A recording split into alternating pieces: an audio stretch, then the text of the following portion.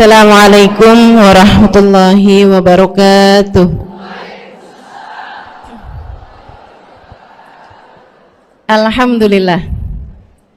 Wassalatu wassalamu ala Rasulillah Muhammad ibn Abdillah wa ala alihi wa sahbihi wa man walah.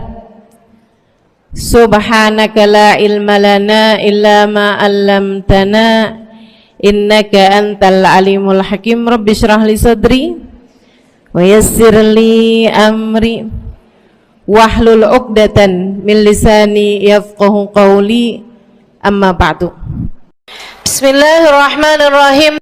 Assalamualaikum Ustazah, saya izin bertanya, bagaimana hukum mengqadha puasa wajib di bulan Syawal? Apakah puasa sunnah Syawalnya dulu yang dikerjakan atau mengqadha puasa wajibnya? Apakah boleh mengqadha puasa wajib sekalian dengan niat puasa sunnah Syawal? Ustazah mohon jawabannya dari Ustazah.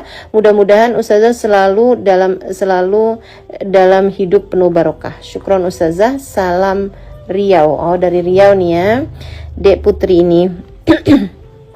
Baik, jadi begini nih Putri, mengenai puasa sunnah di bulan Syawal yang kita ingin kerjakan dengan qadha puasa wajib kita selama bulan Ramadan ini. Selalunya teorinya sama, yang wajib didahulukan dari yang sunnah, gitu kan? Yang wajib itu harus didahulukan dari yang sunnah gitu. Nah, ngapain kamu punya pekerjaan, ngapain kamu ngerjain kerjaan sunnah kalau kamu yang wajibnya belum kamu kerjakan? Itu sama aja kayak ada orang bangun di waktu malam, dia belum sholat isya tapi udah tahajud gitu. Lah yang ngapain dia tahajud, orang isyanya aja belum gitu kan? Isya dulu baru kemudian kamu bisa ngerjain tahajud. Nah, terus bagaimana dengan orang yang punya puasa hutang nih? Punya hutang puasa Ramadan, sementara dia juga ingin menjalankan puasa 6 hari di bulan Syawal, yang kata Nabi Muhammad SAW, man sama Ramadan thumma atba'ahu bisittin min Syawal faka'annahu shomad dahr. Siapa yang berpuasa Ramadan kemudian diiringi ditambahkan dengan 6 hari di bulan Syawal, maka seolah-olah dia telah menjalankan puasa selama 1 tahun penuh. Ini yang membuat ahli tarim itu kalau udah lebaran, itu lebarannya cuma sehari aja. Lebaran sehari di tanggal 1 Syawal, besoknya persis kayak bulan Ramadan lagi, hanya aja nggak ada taraweh. Itu aja bedanya. Sisanya tuh persis banget dah kayak bulan Ramadan lagi. Nggak ada orang jualan makanan di waktu siang, kemudian semua orang pada puasa gitu kan. Semuanya tuh selama 6 hari. Nah, nanti datang tanggal 8 gitu ya, tanggal 8 Syawal sudah selesai nih puasanya nih, 7 hari, hari ke-8 di bulan Syawal itu mereka baru tuh bener-bener menjalankan lebaran. Maksudnya puasanya bener-bener udah habis tuh kalau udah kayak begitu gitu. Nah, tapi kan kita nih kan nggak senegara ngerjain itu, jadinya juga memang sebaiknya ya kalau memungkinkan untuk dilaksanakan, silahkan laksanakan.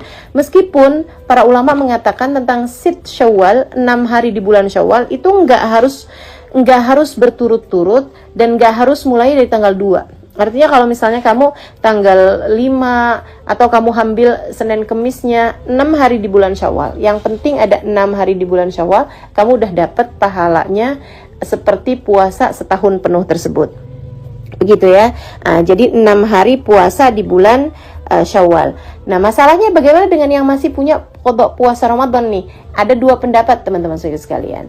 Bisa dilihat ini di dalam kitab I'anatul Talibin ala Syarhi Fathil Mu'in gitu ya, tentang 2 pendapat ulama ahli sunnah wal jamaah atau ulama Syafi'i ini ya, yang saya akan nukilkan pendapatnya ini ya. Jadi ini bukan menurut saya atau menurut siapa gitu kan, saya bukan seseorang yang dalam kapasitas itu teman-teman, dan lagi pula ngapain kita berpendapat jika memang sudah ada pendapat dari para ulama-ulama gitu ya. Nah, jadi ini bukan pendapat saya kan, tapi pendapat para ulama-ulama. Sebagaimana yang sudah saya sampaikan tadi, ini semuanya juga hanya mengulang dari apa yang sudah disampaikan oleh para ulama-ulama kita, oleh para guru-guru saya, para orang-orang yang memang sudah mempelajari agama secara benar, secara sempurna, disampaikan lagi dan saya mendengarnya, saya sampaikan kepada teman-teman semuanya. Bukan, nggak ada sesuatu yang baru yang saya sampaikan, semuanya hanyalah merupakan dari apa yang sudah disampaikan oleh para ulama-ulama yang saya mempelajari baik lewat kitab maupun langsung lewat lisan-lisan mereka dari merekanya sendiri mendengarkan dari telinga, kemudian disampaikan dengan telinga mereka dari lisan para ulama sebelumnya, terus sampai bersambung pada baginda Nabi besar Muhammad sallallahu alaihi wasallam. Baik, saudaraku sekalian, saya muliakan, dua pendapat ini adalah pendapat yang pertama mengatakan bahwa selagi kamu masih punya hutang puasa wajib, ya kamu dahulukan yang wajib, gitu kan. Kamu dahulukan yang wajib, baru kemudian sesudah kamu mengerjakan yang wajib-wajib tersebut, baru kamu puasa 6 hari sunnah di bulan Syawal. Itu banyak yang berpendapat seperti itu. Dan ini muskil buat orang-orang yang hutang puasanya banyak, gitu kan. Kayak misalnya selama bulan Ramadan itu dia nggak puasa karena dia nifas misalnya, atau karena dia hamilnya yang berat, kemudian dia ya kalau itu memang nggak bisa memungkinkan untuk puasa Syawal juga ya, atau dia menyusui misalnya gitu kan, selama bulan Ramadan itu dia menyusui gitu. Nah, ketika berada di bulan Syawal, dia memungkinkan nih untuk berpuasa karena dia sudah menyapih anaknya misalnya begitu ya. Nah, itu selama bulan Syawal itu kalau dia pakai buat qadha puasa, ya habis semuanya tanpa mendapatkan kemungkinan untuk berpuasa dengan puasa sunnah Syawal, karena 1 bulan Syawalnya semuanya penuh untuk membayarkan qadha puasanya, gitu ya. Ala kulli hal, pendapat ini banyak diambil sama para ulama. Maksudnya banyak yang berpendapat dengan pendapat yang sama ini ya, bahwa ya kalau ada perkara wajib, perkara sunnah, ya duluin yang wajibnya dong, bayar aja utang puasanya dulu gitu. Nanti kalau ada sisa waktunya untuk dia berpuasa 6 hari di bulan Syawal, ya dia dapat pahalanya, dia dapat puasanya, dia dapat pahalanya. Kalau enggak ya memang udah lewat gitu kan. Itu pendapat yang pertama. Kemudian pendapat yang kedua, dan ini juga banyak diambil sama para ulama-ulama kita, banyak diambil sama guru-guru kita, teman-teman sekalian, ala ahli sunnah wal jamaah begitu ya, yaitu pendapatnya Imam An-Nawawi alaihi ridwanullah, di mana beliau mengatakan begini nih, yang dimaksud dengan puasa Syawal adalah adanya puasa di bulan Syawal, adanya puasa 6 hari di bulan Syawal. Sama dengan yang dimaksudkan dengan puasa Senin dan Kamis adalah adanya puasa di hari Senin dan hari Kamis, begitu ya.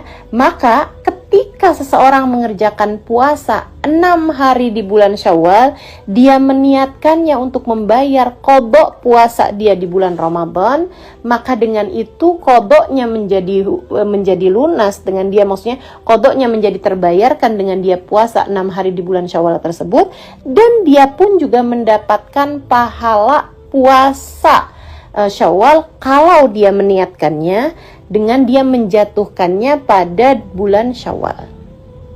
Begitu. Artinya bahwa dia mendapat tuh semuanya tuh. Dia dapat qadhanya, dia dapat bayar hutang puasanya. Gitu ya. Dia bayar hutang puasanya dapat, maksud saya, dan dia dapat juga pahala sunnah 6 hari di bulan Syawalnya.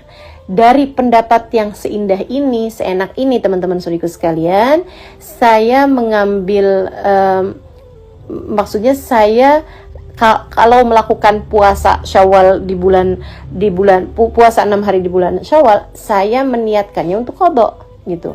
Jadi saya niat malamnya itu nawaitu shoma ghadin an qadha fardhi syahri Ramadan, gitu ya, an qadha fardhi syahri Ramadan wa an shom Syawal wa an shom sit min Syawal, gitu ya.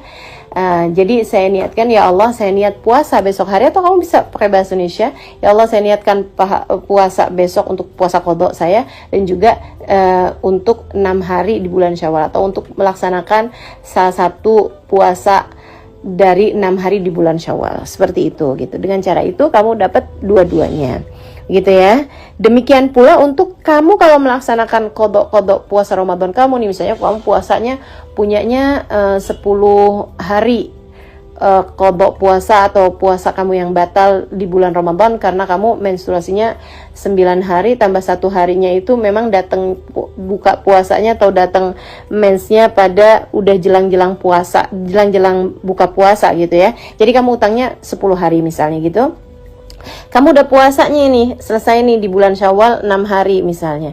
Nah, sisa-sisanya nih yang 4 hari, kamu bisa qadhain entah di bulan Syawal, entah di bulan-bulan yang lainnya. Sengaja juga kamu taruhkan di hari-hari yang kamu sunnah berpuasanya, teman-teman. Kayak misalnya Senin, Kamis, misalnya Ayyamul Bid 13, 14, 15 misalnya gitu ya. Dengan cara seperti itu kamu dapat bayar hutang puasanya, dan kamu juga dapat puasa sunnahnya atau pahala atau fadilah puasa sunnahnya, karena kamu menjatuhkan puasa kamu tersebut pada hari-hari yang memang dimuliakan Allah Subhanahu wa taala untuk berpuasanya. Kata Nabi Ibrahim yang Allah tuliskan dalam Al-Quran, "Ya Allah, jangan kecewakan aku, jangan buat aku susah pada hari di mana Engkau membangkitkan hamba-hambamu.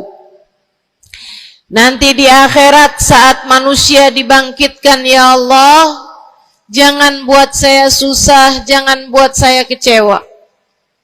Yauma la yanfa' mal wala banun." Hari yang itu loh ya Allah, hari yang tidak bermanfaat orang bawa harta, hari yang tidak bermanfaat orang bawa anak. Yang bermanfaat hanyalah orang yang datang pada Allah biqalbin salim, dengan membawa hati yang selamat. Karenanya siapapun di antaramu yang akan menuju ke akhirat, semua dari kita menuju ke akhirat. Siapapun di antaramu yang kepengen di hari akhiratnya nanti menjadi orang yang tidak susah, menjadi orang yang tidak sedih, menjadi orang yang tidak kecewa, menjadi orang yang tidak ketakutan, menjadi orang yang berhasil. Siapa di antaramu yang kepengen di hari akhiratnya nanti berbahagia, bersukacita? Siapa yang kepengen di hari akhiratnya nanti bergembira? Pastikan saat-saat ini, saat hidupmu di dunia ini, pastikan kamu sedang menuju kepada keselamatan hati. Hatimu selamatkan. Hatimu selamatkan, teman-teman. Hatimu selamatkan.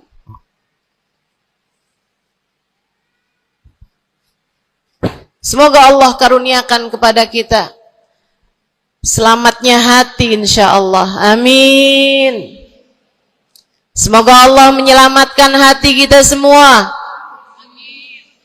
Semoga Allah menyelamatkan hati kita semua. Nabi kita Muhammad menyebutkan dalam salah satu hadisnya,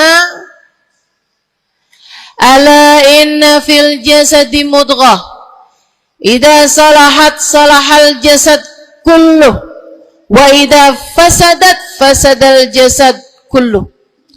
Ala wahiyal qalbu." Kata Nabi, ketahuilah sungguhnya dalam diri manusia terdapat segumpal darah. Apabila ia bagus, ia selamat, ia bersih, selamatlah seluruh anggota tubuhnya. Apabila ia rusak, ia hancur, ia gelap, ia mati, maka hancur pulalah seluruh anggota tubuhnya. Ala wahiyal qalbu, ketahuilah segumpal darah tersebut bernama hati. Maka buka nek, banyak nenek-nenek di sini. Saya sampaikan padamu pesan dari hati saya yang terdalam. Berhati-hatilah dengan hati. yang hati-hati sama hati. Apa yang ada di dalamnya? Coba silahkan. Silahkan kamu pikirkan nih kondisi hati saya nih kayak apa. Kita kalau badan lebih gampang ngerasainnya. Saya kalau ditanya, Ustazah lagi sakit? Iya. Sakit apanya Ustazah? Kaki. Saya bisa jawab. Tapi kalau kamu ditanya misalnya, gimana kabar hati kamu?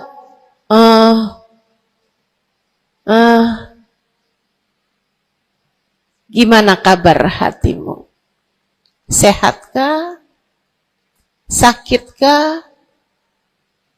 Atau bahkan sakaratul maut?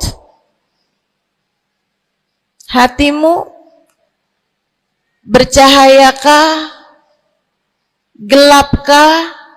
Atau bahkan mati? Bagaimana kabar hatimu, teman-teman? Bagaimana kabar hatimu? Innallaha la yanzur, kata Nabi Muhammad dalam hadis yang lain.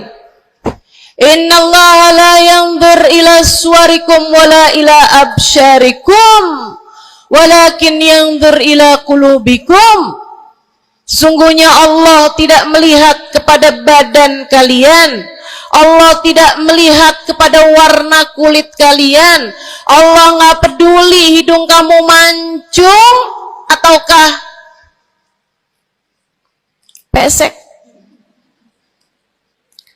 Allah nggak peduli kulit wajahmu mulus ataukah berjerawat.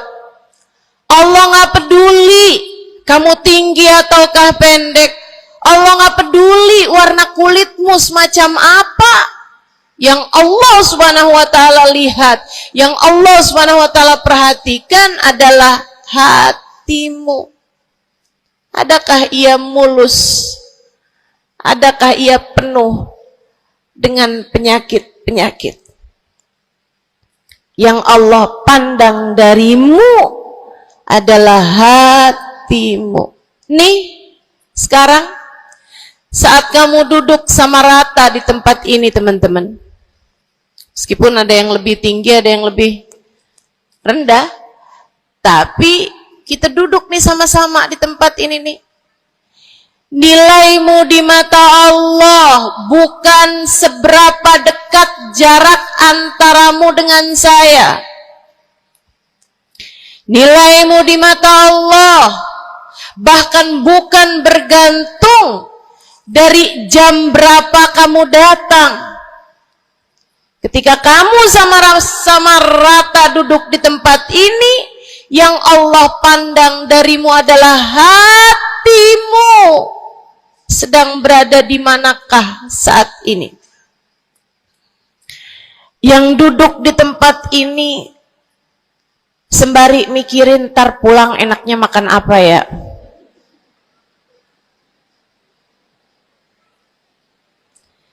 Yang duduk di tempat ini sambil mikirin, kok saya lapar ya? Iya, belum sarapan.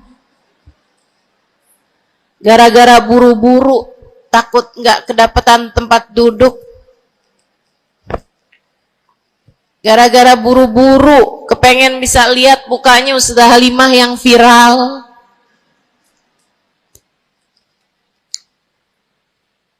Hatimu.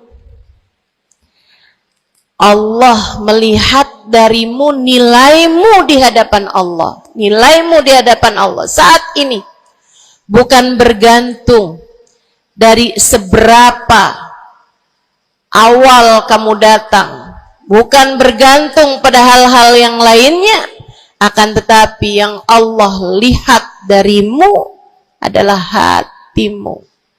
Adakah Allah di dalamnya? Adakah Allah di dalamnya? Adakah Allah di dalamnya? Pun demikian dengan kamu saat sholat, pun demikian saat kamu sedang sedekah. Semuanya masalah hati, teman-teman. Semua masalah hati. hati. Kata guru saya Sayyidil Habib Umar bin Hafid, al-madar kullal madar fi salahil gulub. Urusan segala urusan, sumber segala macam urusan, dasar segala macam urusan ada pada bagusnya hati. Kalau udah hatinya bagus, bagus semuanya. Kalau udah hatinya busuk, busuklah semuanya. Semoga Allah selamatkan kita dari busuknya hati. Semoga Allah selamatkan kita dari busuknya hati. Amin ya rabbal alamin. Dunia, akhirat, masalah semuanya ada pada hati. Karenanya yuk kita bahas gimana sih caranya nyelamatin hati. Yang pertama, kalau kamu pengen tahu caranya nyelamatin hatimu, yang pertama,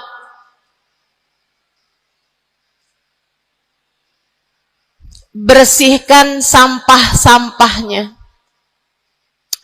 Nih, kamu mau rumah itu biar bagus, biar terjaga, biar selamat. Kamu lihat dalamnya, wow, banyak sampah, banyak noda, banyak kotoran. Dari mulai kotorannya cicak, ayam, sampai mungkin anjing, karena lama nggak ditempatin. Karena lama nggak ditempatin. Ada banyak di antara kita yang kondisi hatinya semacam itu. Sampah begitu banyak dalam hatinya. Ada banyak di antara kita umat Islam yang kondisi hatinya semacam itu. Begitu banyak sampah di dalam hatinya tersebut. Semoga Allah selamatkan semuanya. Amin. Maka hal pertama, kalau kamu kepengen punya hati yang selamat, yang nomor satu adalah bersihkan hatimu dari semua sampahnya, keluarin. Apa sampahnya hati? Dosa-dosa yang telah kamu lakukan. Idza aznabal abd nakat fi qalbihi nuqtah sauda. Kata baginda kita Nabi besar Muhammad, idza aznabal abd, ketika seorang hamba mengerjakan dosa, tertorehlah di dalam hatinya satu titik hitam. Sampahnya hati. Kamu tiap kali bikin dosa, dosa apa aja? Bukan hanya dosa besar, zina, bukan hanya dosa besar, minum minuman keras atau narkoba, bukan hanya dosa besar, judi atau riba, bukan hanya dosa-dosa besar. Kalau itu titik hitam yang sangat besar tertoreh di dalam hatimu itu. Bahkan dosa-dosa kecil, sekedar marah-marah sama suami, atau ngambil uang suami. Gimana? Pernah? Rezeki istri solehah ustazah. Lagi mau nyuci, kelihatan, alhamdulillah. Emang haram ya ustazah? Ya haram, bukan punya kamu. Kan katanya ada hak istri dalam harta suami. Iya betul, kalau dia kasih. Kalau dia kasih, kalau nggak kasih, nggak halal juga. Bahkan dosa-dosa kecil, seperti melihat tetangga, terus kamu bilang, ya ampun, cakep banget ya. Nyesel saya nggak kawin sama dia.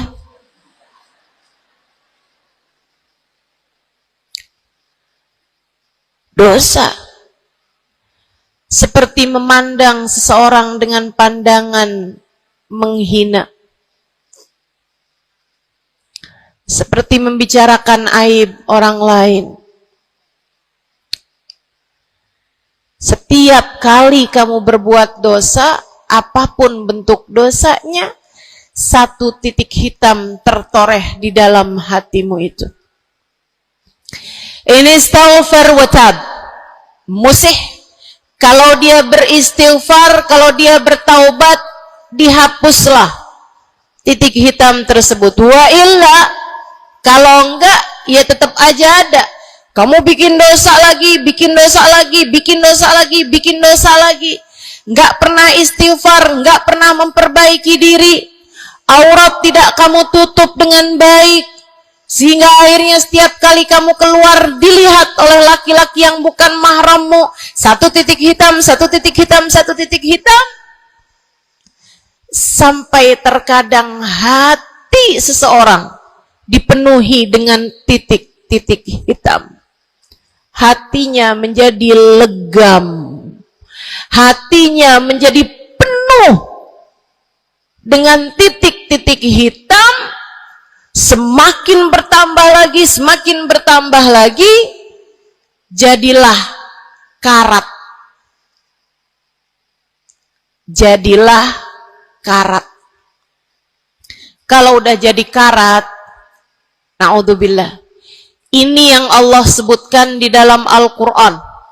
Kata Allah, kalla, a'udzubillahi minasyaitonirrajim, kalla, balrona ala kulubihim, bima kanu yaksibun, kalla innahum an rabbihim yawma idin lamahjubun.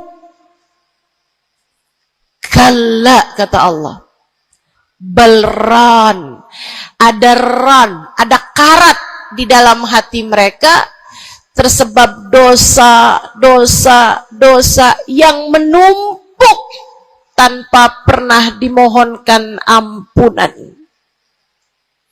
Kalla innahum an rabbihim yawma idzin lamahjubun. Orang kalau hidup bawa karat hasilnya apa? Orang kalau hidup bawa karatnya hati hasilnya apa ya Allah? Kalla innahum an rabbihim yawma idzin lamahjubun. Orang yang hatinya punya karat, pada hari tersebut ia akan terhalang dari Allah Tuhannya. Guru saya Sayyidil Habib Umar bin Hafid menyampaikan tafsir mengenai ayat ini. Kata Habib Umar bin Hafid, tidak mati dengan membawa iman. Orang yang hatinya penuh dengan karat, apabila datang ajal menjemput, iman terkeluar, tercerabut dari dalam hatinya, hingga ia pun mati, keluar dari atas muka bumi ini dengan tanpa membawa iman Islam. Dia keluar dari atas muka bumi ini bukan sebagai hamba Allah, bukan sebagai umat Nabi besar Muhammad sallallahu alaihi wa ala alihi wasallam. Dia meninggal dunia dalam keadaan su'ul khatimah. Na'udzubillah min dzalik. Jangan biarkan karat memenuhi hatimu. Jangan biarkan hatimu dosa-dosa yang telah kamu lakukan menjadi berkarat dalam hatimu itu. Saya kesian sama kamu. Nggak apa-apa. Hidup terus-terusan ngontrak, nggak apa-apa. Hidup nggak pernah punya kendaraan sendiri, nggak apa-apa. Nggak pernah punya HP yang canggih, nggak apa-apa. Saya hidup di atas muka bumi ini, nggak pernah ada yang datang melamar saya. Jadinya sampai di usia di atas 30-an tahun, saya masih menjomblo ustazah. Nggak apa-apa. Ustazah, saya udah menikah 10 tahun belum ada anak juga ustazah. Nggak apa-apa. Ustazah, suami saya kawin lagi ustazah. Nggak apa-apa.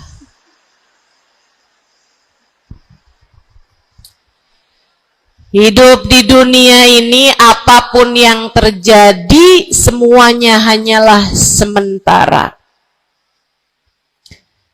Kamu hanya perlu memastikan agar tatkala datang ajal menjemput kamu punya modal. Dan modal utamanya yang nomor 1 adalah hati yang bersih. Hati yang selamat. Kamu bawa pulang menghadap Allah Subhanahu wa ta'ala bigalbin salim. Kamu bawa hati yang selamat. Insya Allah. Mati nggak bawa suami nggak apa-apa. Mati nggak bawa anak nggak apa-apa. Nggak bakalan jadi pertanyaan malaikat raqib atid. Tapi mati harus dengan membawa hati yang selamat. Mudah-mudahan Allah karuniakan. Mudah-mudahan Allah karuniakan. Saudaraku sekalian yang saya muliakan, maka bersihkan sampah-sampah dalam hatimu itu. Caranya gimana nih, Ustazah? Dosa-dosa saya emang udah banyak banget. Saya di masa muda, di masa remaja, bahkan sampai udah tua juga nih, bergelimangan dengan dosa demi dosa. Banyak dosa saya ustazah. Saya zaman muda berada dalam masa jahiliyah.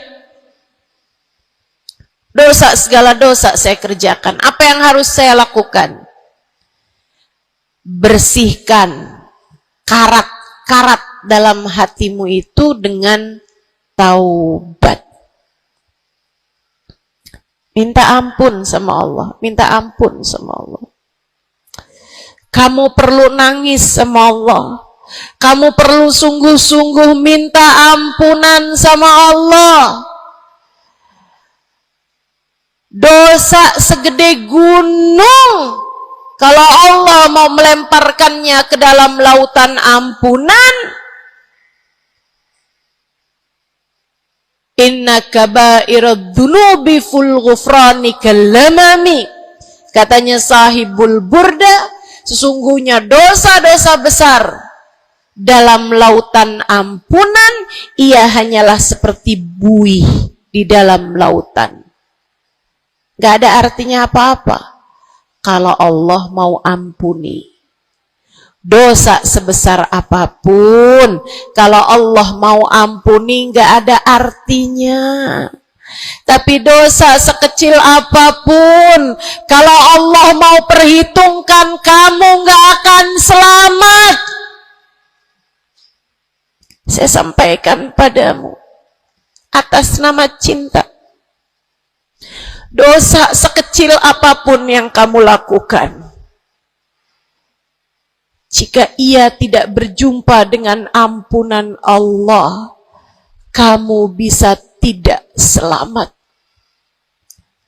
Iblis nyembah Allah 70.000 tahun lamanya. Sujud di atas bumi, dia sujud, bumi dihancurkan, Allah naikin dia ke langit. Di atas langit dia sujud, ganti-ganti posisi sujudnya. Karenanya Imam Ghazali dalam kitabnya Minhajul Abidin mengatakan, ma min buk'ah minal ard was sama, tidak ada satu jengkal tanah, baik di bumi ataupun di langit, illa waqad sajad iblis fihi sajdah. Iblis udah pernah sujud di sana, di semua tempat di bumi maupun di langit. paling banyak ibadahnya ternyata bukan seorang wali. Paling banyak ibadahnya ternyata bukan seorang nabi.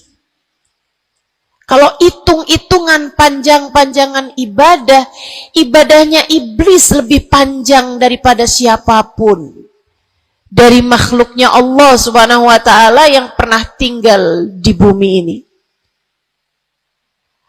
Akan tetapi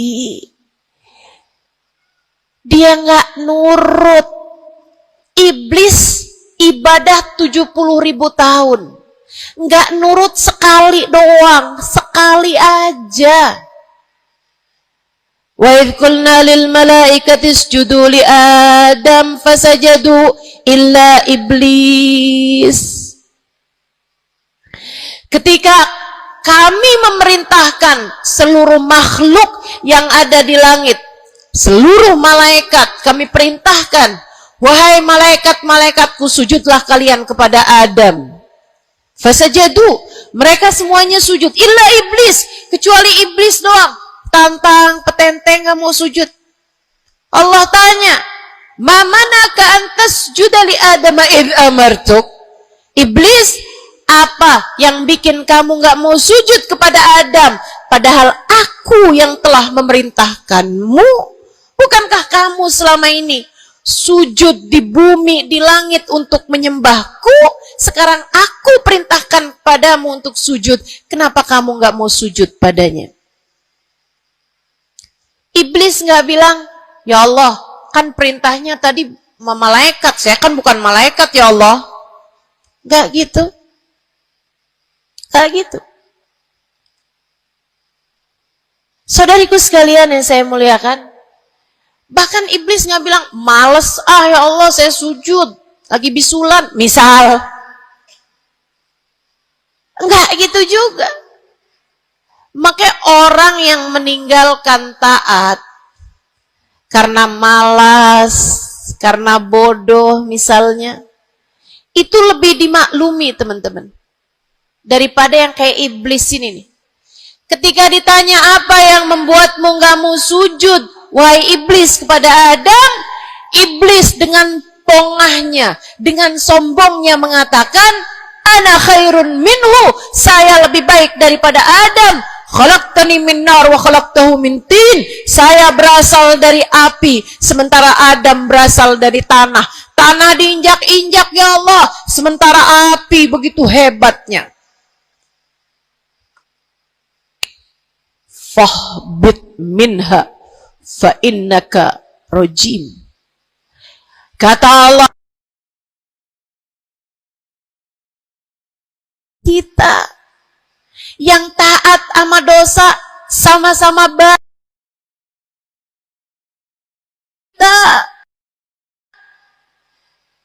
Yang mungkin dosa kita lebih banyak daripada taat kita. Kayak katanya Habib Ali Habsyi, kadang ada orang Islam, malaikat raqib yang nyatet pahala nganggur berbulan-bulan. Sementara malaikat atid yang nyatetin dosa sibuk bener. Gimana dengan kita? Iblis hanya satu saja melanggar aturan Allah. Allah kemudian mewahyukan padanya, keluar kamu wahai iblis dari surgaku, sesungguhnya kamu terkutuk. Kamu, kalau Allah mau memperhitungkan satu saja dosa kamu, kamu nggak akan selamat. Saya sampaikan padamu, iya kamu, semua yang dengerin saya. Kalau Allah mau memperhitungkan satu saja dosamu, kamu nggak akan selamat. Kamu tidak akan selamat. Tapi kan saya anaknya Fulan bin Fulan. Tapi kan saya keturunannya Fulan bin Fulan. Tapi kan saya istrinya Fulan bin Fulan. Bu, Kak, Dek, Nak, nggak selamat siapapun kamu. Anaknya Nabi Nuh, nabinya Allah tenggelam. Pamannya Nabi Muhammad, paman baginda kita Nabi besar Muhammad, Abu Lahab, Allah tuliskan kehancurannya, kecelakaannya, kebinasaannya di dalam Al-Quran. Mau siapa yang kamu andalkan? Tapi kan saya udah banyak bikin taat. Saya tiap malam bangun tahajud. Kamu nggak nyampe seujung kukunya ibadah iblis. 70.000 tahun. 70.000 tahun. Sujud pada Allah SWT di tiap jengkal tanah. Nih tanah yang sekarang kita jejak ini pernah dibikin sujud sama iblis. Waktu iblis tinggal di atas muka bumi ini. Tapi semuanya nggak manfaat. Kalau Allah mau memperhitungkan satu saja dosa hambanya, ia tidak akan selamat. Sebab Allah hanya mau menerima hati yang tidak ada sampah di dalamnya. Sebab hanya berkenan menerima hati yang tidak ada noda-noda di dalamnya. Sampah hatimu bersihkan, dosa-dosamu taubati. Mintalah ampun kepada Allah. Mintalah ampun kepada Allah. Bangunlah di waktu malam, mandilah dengan mandi taubat. Saat-saat mandimu kamu bilang dalam hatimu, ya Allah, sebagaimana air membersihkanku dari segala kotoran-kotoran di badanku, ya Allah, bersihkanlah dosa-dosaku dengan hujan ampunanmu. Kemudian sholatlah 2 rakaat, 4 rakaat, sholat taubat. Kemudian sesudahnya, mulailah kamu ingat dosa-dosamu. Mulailah kamu ingat dosa-dosamu. Dari sejak kamu balik sampai sekarang ini. Betapa ia telah menggunung. Betapa ia telah melumuri dirimu itu. Betapa ia telah menjadikan dirimu kotor. Kemudian ingatlah nikmat yang telah Allah SWT berikan, bahwa bersama dengan banyaknya dosa-dosamu, ia tak henti-henti memberikan kepadamu kenikmatan demi kenikmatan. Bahwa meski matamu berulang-ulang kau pandang yang haram dengannya, Allah masih membiarkan matamu dapat melihat. Betapa meskipun telingamu berulang-ulang kamu pakai untuk mendengarkan aib-aib orang, nyatanya sampai sekarang telingamu masih dapat mendengar. Betapa lisanmu, berapa banyak hati tersakiti dari lisanmu itu.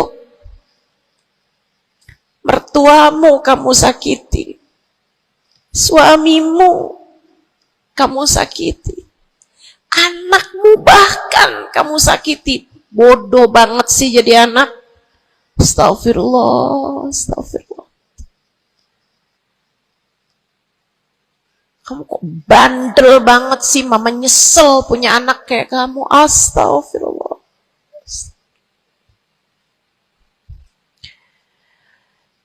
Betapa lisanmu menyakiti hati tetanggamu, saudara-saudarimu, sahabat-sahabatmu, orang-orang di sekelilingmu, merasakan gangguan dari lisanmu itu, tersakiti dari lisanmu itu. Tapi meskipun entah sudah berapa banyak dosa tercatat dari lisanmu, Allah masih tetap membiarkan lisanmu dapat berbicara sampai saat ini. Nikmat tak henti-henti Allah berikan kepadamu, bukan? Betapa durhakanya diri kita. Namun betapa penuh rahmatnya Allah kepada kita. Betapa berlumurannya kita dengan dosa-dosa. Namun betapa Allah bersama dengan segala dosa-dosa yang kita lakukan, tak henti-hentinya membanjiri kita dengan kenikmatan. Wa in ta'uddu ni'matallahi la tuhsuha. Kalau kamu mau hitung nikmatnya Allah, kamu tak akan pernah mampu menghitungnya. Sesudah kamu ingat-ingat dosamu, kamu ingat nikmat Allah kepadamu, kamu ucapkan seperti ucapan baginda Nabi Muhammad.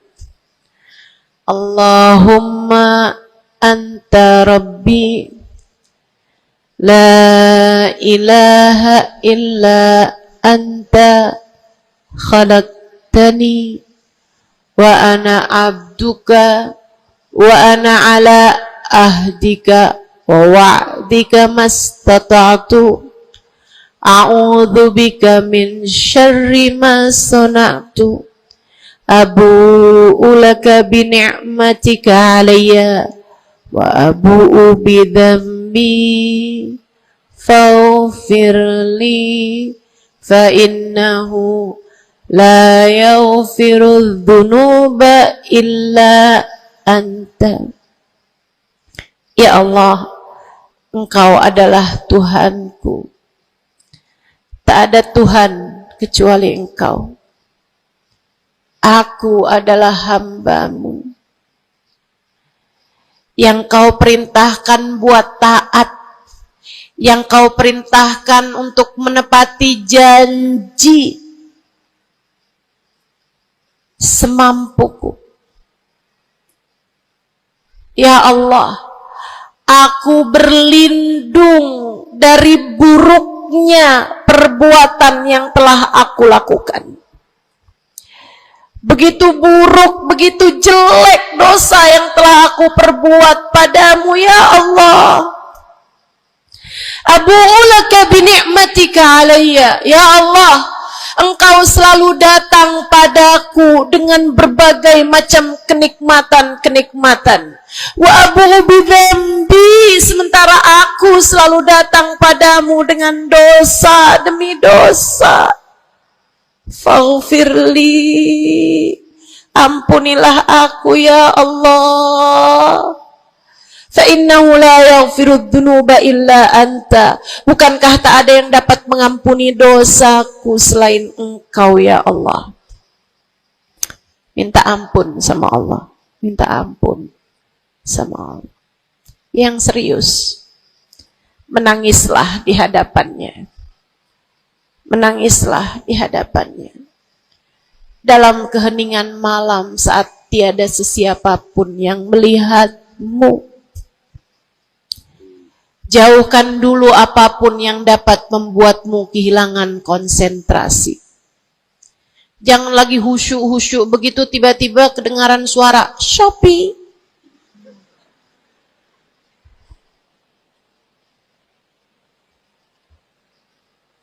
Kamu langsung jadi hilang konsentrasi. Yang mana nih ya?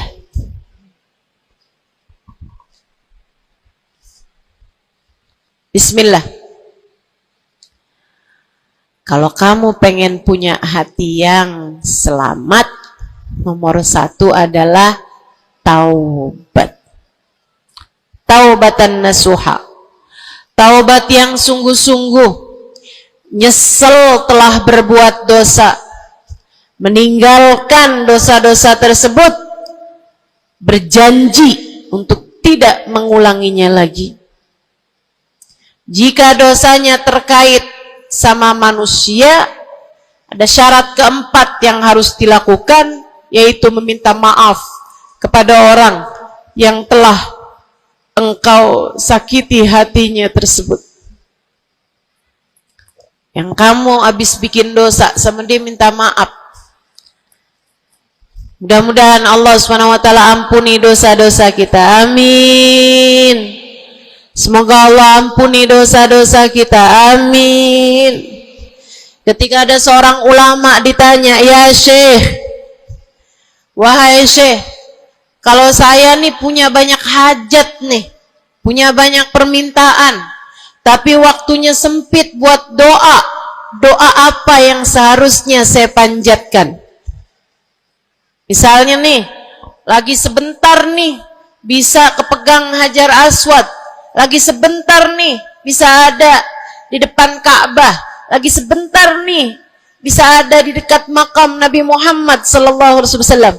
Sesudah kita ucap salam kepada baginda Nabi, ini apa nih yang harus saya minta kepada Allah? Hajat saya banyak, sementara waktu saya sempit buat doanya. Apa yang harus saya mintakan? Apa sebaik-baik hajat yang perlu kita mintakan di saat tidak banyak waktu untuk memintanya kepada Allah? Syekh tersebut menjawab, is'alil maghfirah, mintalah ampunan dari Allah. Sebab bagaimana mungkin kamu meminta hajat-hajat yang lain, sementara kamu masih belum berada dalam pandangan rahmatnya Allah. Kamu masih terusir dari pintunya, kamu udah minta-minta. Nih kayak istri lagi minggat sama suaminya, kemudian dia WhatsApp, tolong dong transferin saya. Lah balik dulu.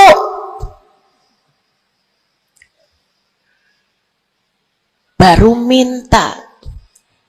Tiap kita ngerjain dosa adalah tiap langkahan kita menjauh dari Allah Subhanahu wa ta'ala. Tiap kali kamu mengerjakan dosa adalah langkahan-langkahanmu menjauh dari Allah Subhanahu wa ta'ala.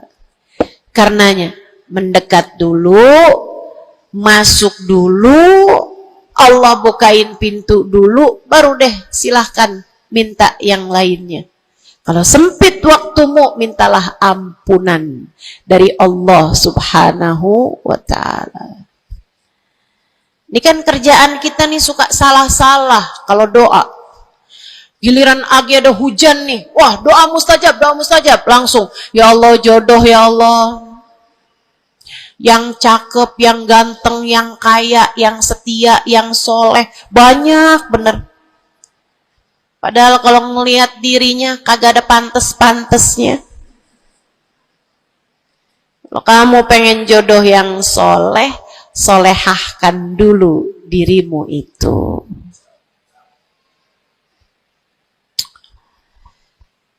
Begitu datang hujan, ya Allah, duit yang banyak, ya Allah, duit yang banyak, ya Allah. Mintalah dulu ampunan. Sebab kamu mati nggak bawa jodoh nggak apa-apa, kamu mati nggak bawa duit nggak apa-apa. Tapi kita mati harus bawa ampunan Allah Subhanahu wa ta'ala.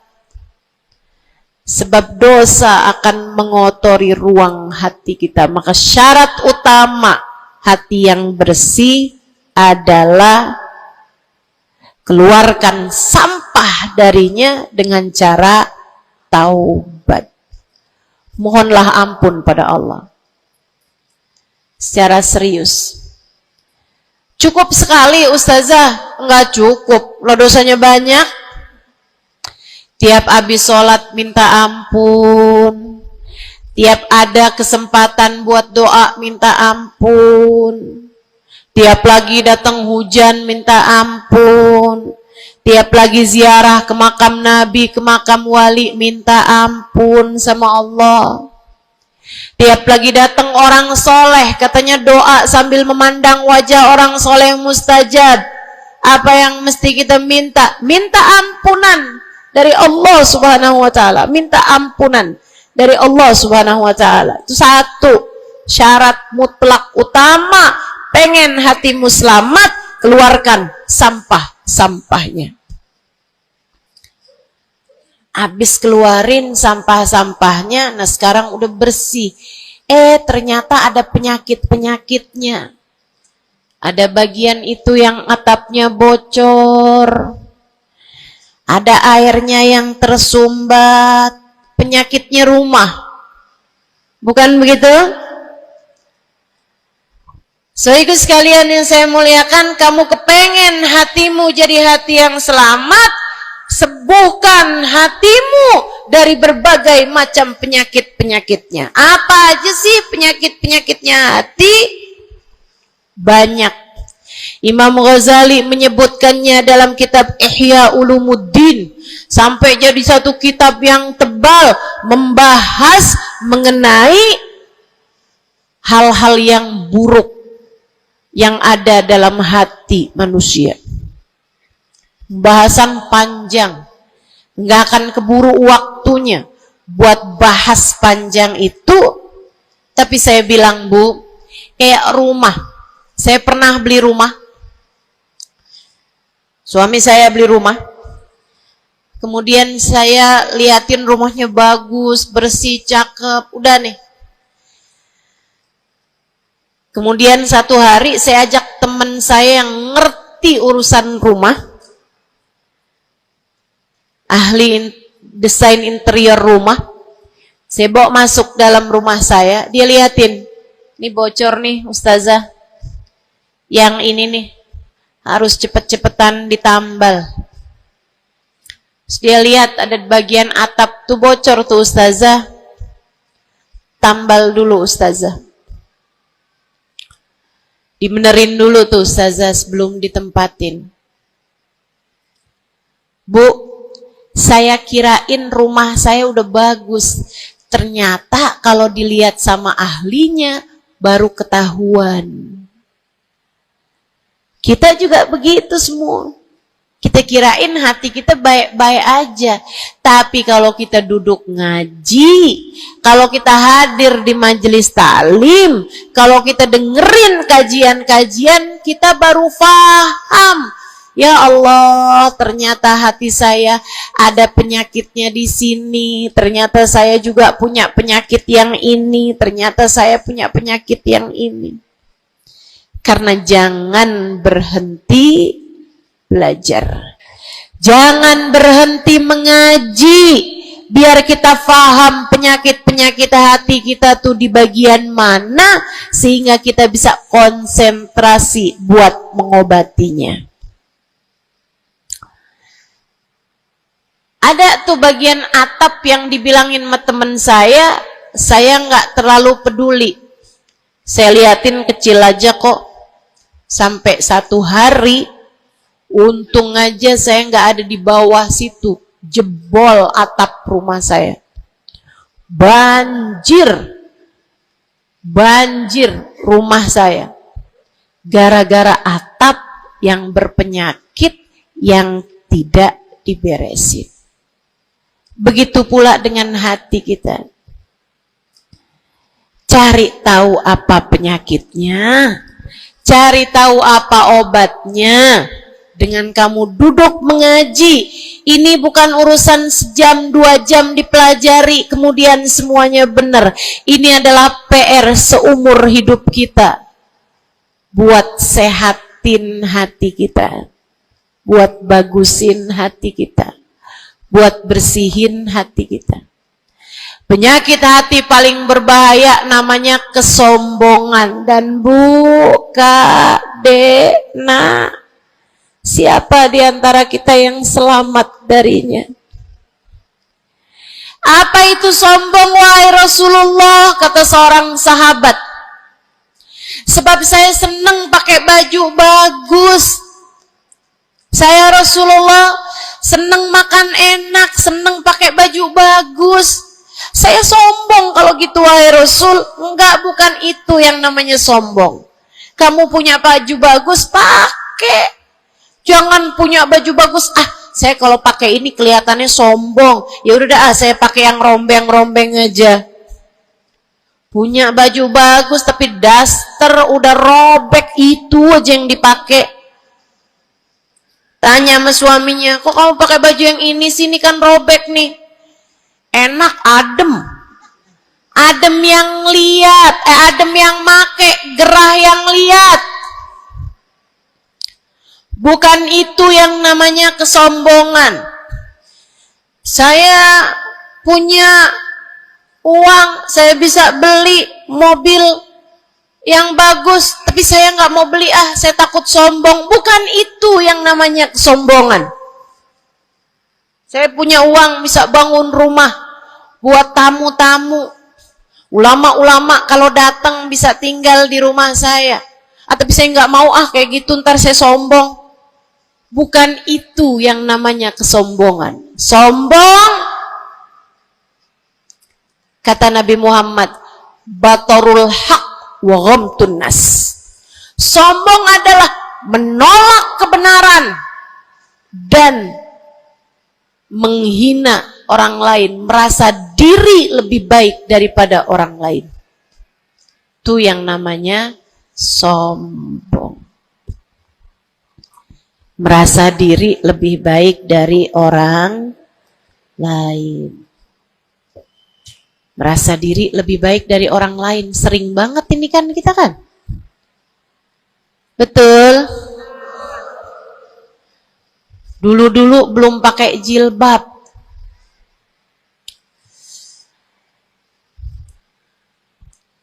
Nggak ngerjain taat yang namanya menutup aurat.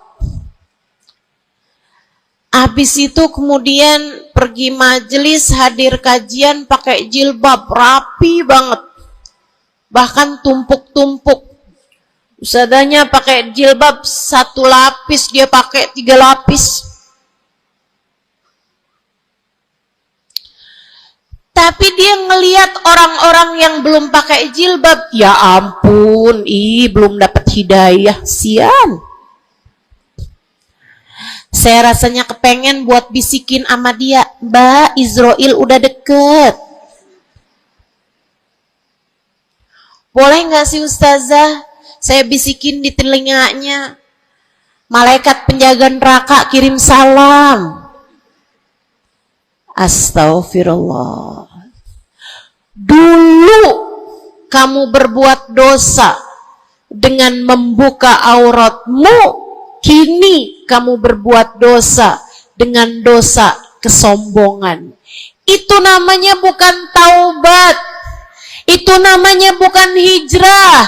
Itu namanya pindah dosa. Dari satu dosa membuka aurat menjadi dosa kesombongan, dan bisa jadi di hadapan Allah dosa kesombongan lebih besar nilainya daripada dosa membuka aurat. Bisa jadi. Bisa jadi. Para ulama mengatakan, rubba maksiatin aurathat dhullah ahabbu ilallah min ta'atin aurathat kibra. Terkadang kemaksiatan yang melahirkan rasa rendah diri di hadapan Allah lebih Allah sukai daripada ketaatan yang melahirkan kesombongan. Hati-hati. Hati-hati sama hati. Jangan biarkan kesombongan merusak hidupmu. Jangan. Ada banyak para istri istri yang merasa dirinya lebih mulia daripada suaminya. Banyak. Hati-hati, hati-hati. Saya belajar dari umi saya. Meninggal dunia 2 tahun yang lalu. Belum sampai hampir 2 tahun. Saudariku sekalian yang saya muliakan, saya sering bilang sama umi saya, Mi, maafin saya Mi ya. Umi saya bilang, Nak, maafin Umi ya. Umi punya salah sama kamu nggak kurang daripada salah kamu sama Umi. Umi punya dosa sama kamu pasti lebih banyak daripada dosa kamu sama Umi.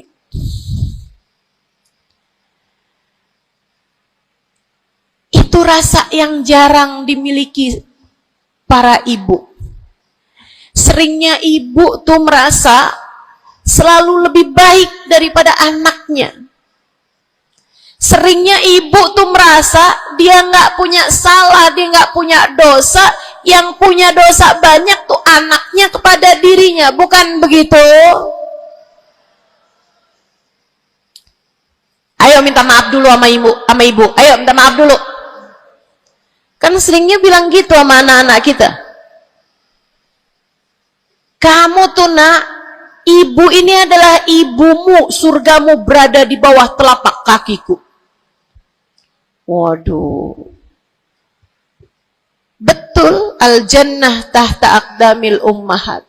Tapi ucapan kamu yang semacam itu kesombongan. Yakin bakal masuk surga? Yakin? Yakin bakal masuk surga, Bu? Para ibu yang suka bilang surgamu anakku berada di bawah telapak kaki ibumu, yakin kamu bakal masuk surga? Allah nggak pernah wajib memasukkanmu ke dalam surga, Bu. Allah nggak pernah wajib menghindarkanmu dari api neraka, Bu. Allah nggak pernah wajib menjadikanmu ada di belakang Nabi Muhammad. Kalau kamu sampai Allah usir dari surganya, Allah masukkan kamu ke dalam nerakanya, kamu bisa apa? Kalau saat Nabi Muhammad menggiring umatnya dan kamu tidak bisa ada di belakangnya, kamu terusir dari rombongan Nabi Muhammad, kamu bisa apa? Kamu bisa apa? Nilaimu yang sesungguhnya nanti di akhirat kelihatannya. Nilaimu yang sesungguhnya nanti di akhirat kelihatannya. Jadi kalau kamu mau sombong tar di akhirat, kalau sampai kamu bisa masuk ke dalam surga Allah, kalau kamu sampai berada di barisan-barisan terdepan dalam rombongan Nabi besar Muhammad,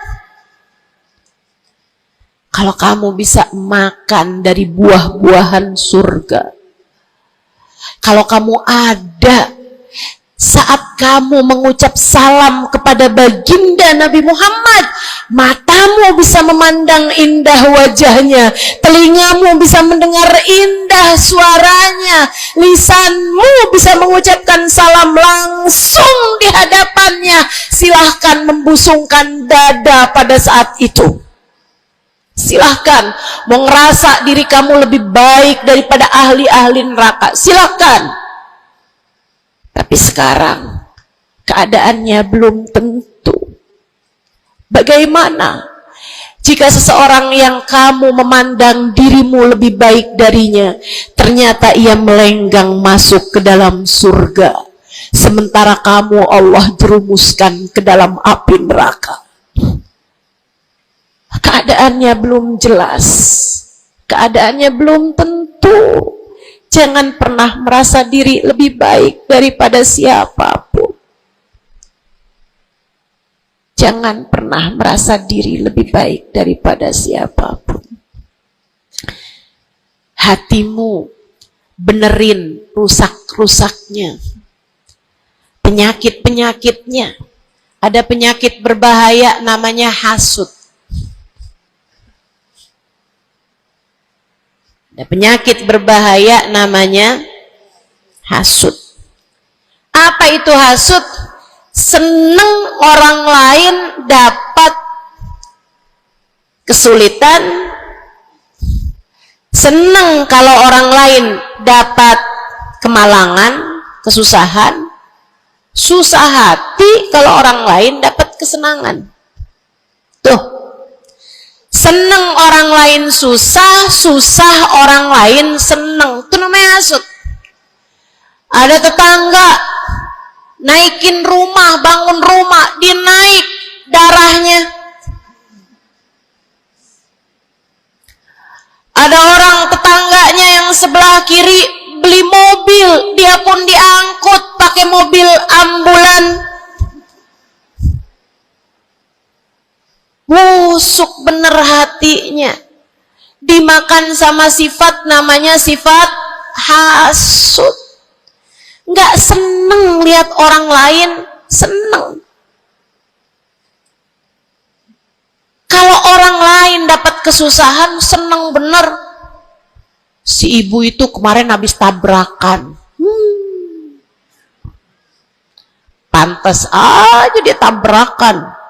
Kamu tahu kan, si ibu yang itu tuh suka ngerebut laki orang. Ngerebut suami orang jelek, teman-teman, jelek. Tapi kamu ngomongin orang juga perbuatan yang jelek, sama jeleknya. Yuk belajar buat jangan punya sifat hasud.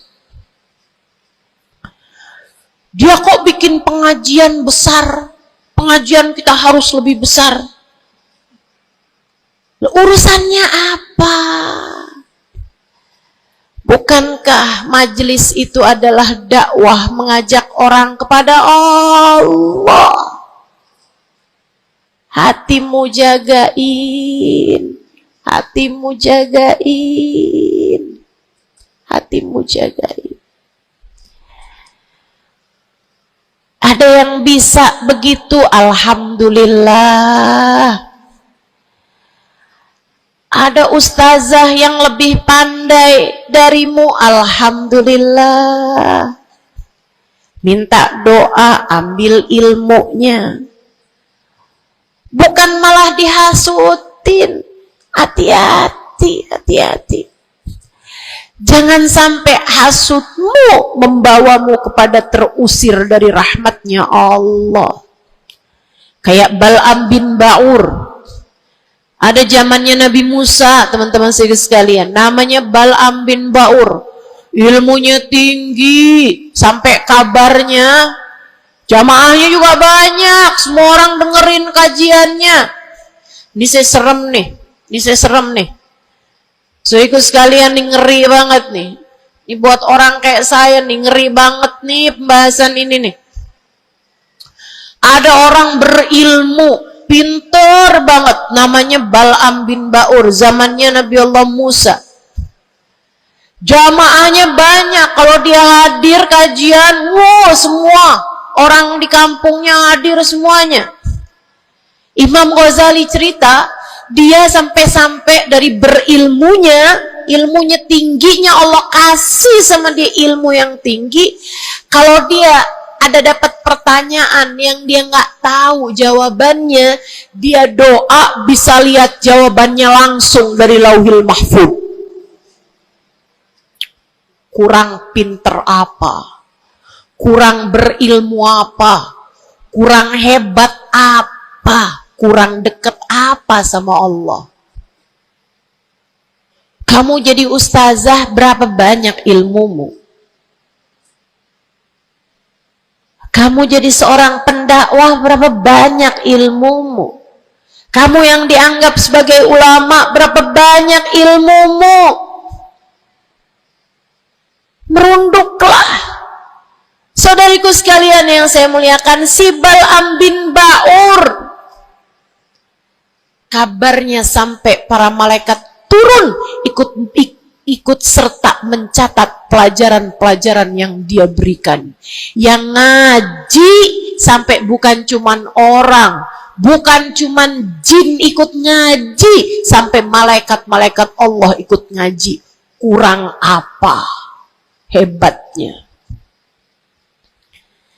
Tapi Allah hancurkan Bal'am karena sifat hasud. Nabi Allah Musa datang ke kampungnya Bal'am bin Ba'ur. Jamaahnya Bal'am bin Ba'ur semua datang kepada Nabi Musa. Nabinya Allah, tentu saja semua datang.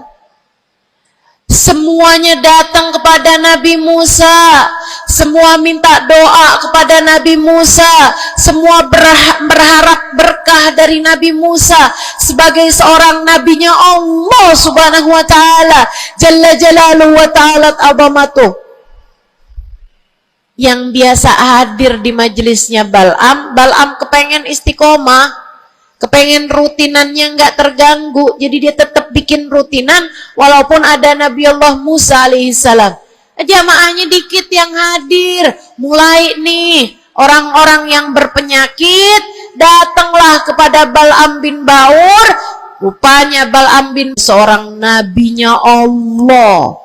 Dia nggak lihat Nabi Musa sebagai seorang yang diberi kelebihan lebih banyak daripada dirinya karena diwahyukan wahyu kepadanya. Bal'am bin Ba'ur termakan sifat hasud. Ia pun berdoa meminta kepada Allah, ya Allah, hancurkanlah Musa. Ya Allah, hancurkanlah Musa. Hancurkanlah Musa, ya Allah. Saudaraku sekalian yang saya muliakan, Allah angkat semua kelebihannya Bal'am bin Ba'ur. Bahkan kabarnya dialah orang ateis pertama di atas muka bumi ini yang mengatakan alam semesta enggak ada Tuhannya. Ngeri, ngeri, ngeri. Allah cabut bahkan iman dari dalam hatinya Bal'am bin Ba'ur. Iman Allah cabut. Dari yang asalnya berilmu kayak begitu, Allah sampai cabut imannya, teman-teman saudaraku sekalian. Allah pun ceritakan tentang Bal'am bin Ba'ur dalam Al-Quran. Kata Allah Subhanahu wa taala, "A'udzu billahi minasyaitonir rajim. Famathaluhu kamathalil kalbi in tahmil 'alaihi yalhath aw tatrukhu yalhath." Perumpamaannya Bal'am bin Ba'ur seperti anjing. Kalau kamu angkat, dia menjulur-julurkan lidahnya. Kalau kamu tinggalkan, dia pun juga tetap menjulur-julurkan lidahnya. Dianjing-anjingin, bukan sama orang, sama Allah Subhanahu wa ta'ala. Lihat betapa Allah Subhanahu wa ta'ala kalau murka sama seseorang nggak tanggung-tanggung. Siapapun kamu, kalau Allah murka sama kamu, nggak tanggung-tanggung murka Allah. Bahkan kepada seseorang yang dibukakan lauhil mahfud kepadanya, Allah jadikan dia seperti anjing, kata Allah dalam Al-Quran. Jangan berani-berani punya sifat hasud. Ingat, kalau ada orang diberi kelebihan lebih daripada kamu, ingat, yang ngasih kelebihan itu satu, namanya. Kalau ada seseorang tertimpa kemalangan, jangan sok-sokan merasa diri lebih baik daripada orang tersebut.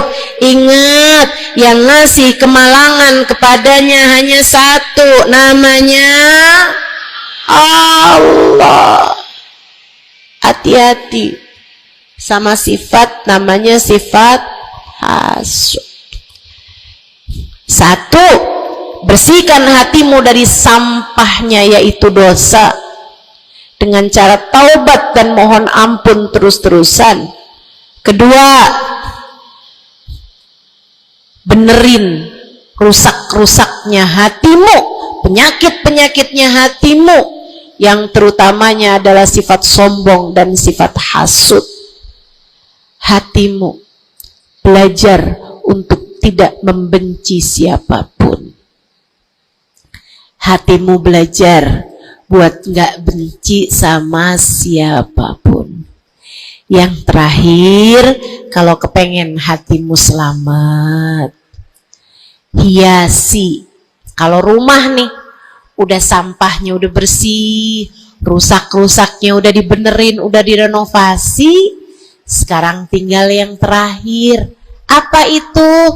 Hias-hiasi rumahmu. Pasangin horden, pasangin lampu yang bagus, pasangin lantai yang bagus, ditaruhin dekorasi-dekorasi, pajangan-pajangan kamu taruh-taruh, ada sofa, ada tempat tidur, dihias-hiasi rumahnya. Dicat rumahmu itu dengan warna-warna yang cocok, kan begitu? Hiasi hatimu dengan cinta. Hiasi hatimu dengan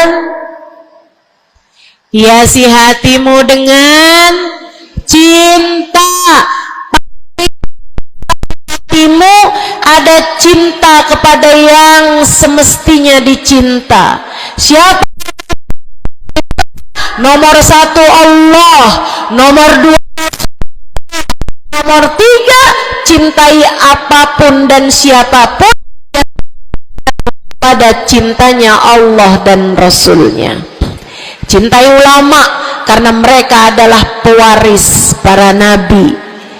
Cintai habaib dan syaraif karena mereka adalah orang-orang yang punya nasab sambung sama baginda Nabi besar Muhammad sallallahu alaihi wasallam.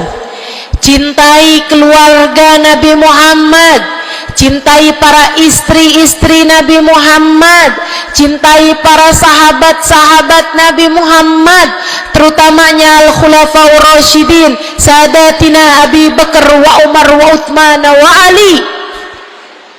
Cintai para sahabat Nabi Muhammad, cintai para ulama-ulama kita di sepanjang zaman, cintai Imam Syafi'i, Imam Maliki, Imam Hambali, Imam Hanafi. Cintai para ulama-ulama kita dari atas sampai kepada ulama-ulama kita yang sekarang ada. Cintai siapapun yang bawa Nabi Muhammad, bawa Allah, yang bikin kamu jadi kenal Allah, kenal Nabi Muhammad. Cintai. Pada cinta mereka terdapat cintanya Allah. Cintai anak-anak yatim sebab mereka dicintai sama Nabi Muhammad. Cintai orang-orang fakir karena mereka dicintai sama Nabi Muhammad. Cintai suamimu sebab kalau kamu cintai suamimu ya, bukan suami orang. Punya suami nggak dicintai, suami orang dia cintai. Astagfirullah.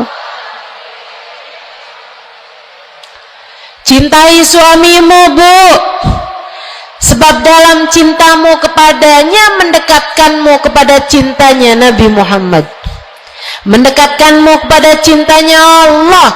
Kamu sayangi, kamu hormati, kamu muliakan suamimu, Allah ridho kepadamu, Nabi Muhammad sayang kepadamu. Cintai orang tuamu sebab Allah memesankan kepada kita untuk cinta kepada orang tua kita. Cintai anak-anakmu sebab mereka umatnya Nabi Muhammad. Mereka umatnya Nabi Muhammad. Nabi Muhammad sangat sayang sama umatnya yang masih kecil-kecil. Nabi Muhammad sangat sayang sama umatnya yang masih belia, masih remaja. Mereka disayangi sama Nabi Muhammad, maka kamu pun harus sayang sama mereka. Yang tua-tua diantaramu sayangin, yang muda-muda diantaramu sayangi. Kata Nabi Muhammad, laisa minna man lam yuwaqir kabirona walam yarham saghirona. Tidak termasuk diantara umat Islam yang gak hormat sama yang tua, yang gak sayang sama yang muda. Cintai semuanya. Terakhir, cintai dirimu. Sebab kamu umat Nabi Muhammad. Cintai dirimu, sebab kamu hambanya Allah. Jangan merasa diri nggak berharga. Dirimu berharga. Dirimu layak masuk surga kalau kamu taat sama Allah. Jangan menganggap diri nggak ada artinya. Jangan. Kamu berarti sebab ada kalimat paling tinggi di dalam hatimu. Bunyinya kalimat La ilaha illallah Muhammad Rasulullah. Kamu berharga, saudariku sekalian. Kamu berharga. Jangan mau menghinakan dirimu dengan kemaksiatan. Jangan mau menghinakan dirimu dengan merebut suami orang. Jangan mau menghinakan dirimu dengan berharap uang, kemudian kamu meminta-minta kepada orang, kamu mengemis-ngemis kepada orang. Kamu umat Nabi Muhammad, kamu hamba Allah Subhanahu wa ta'ala. Kalimat indah ada di dalam hatimu. Jangan hinakan dirimu itu. Mari terhormat